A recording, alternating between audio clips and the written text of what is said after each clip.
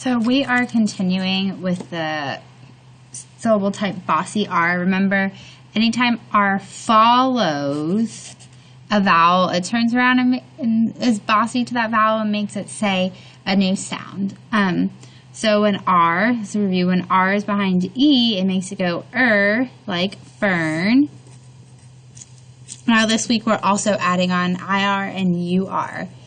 Now this is a tricky week because all of these, as you're going to find out, say which IR says like girl, and then UR says like fur. Now we expect the kids to be able to recognize and read these words. So for example, if I had this word, how they would tap it, they would go quirk. And same for down here. If they were to see this word, we would go curb.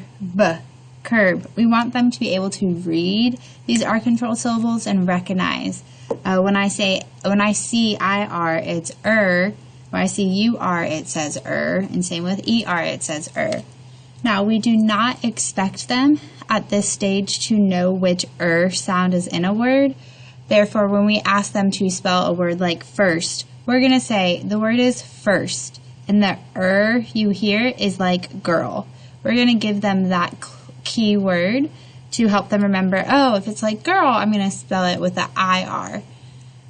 So as you guys are practicing this at home, just go ahead and give them that key word. Hey, this word has like fern, or this word has like girl, or this word has like fur. Now, it is really important that we tell them what that sound is, because we don't want them to write the word incorrectly and get that stuck in their head.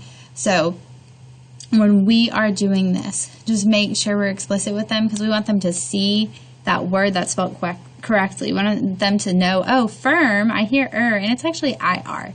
So we want them to look at that. So yes, so that's our bossy R. Bossy R is so controlling that it makes the vowel change its sound. So this week is all about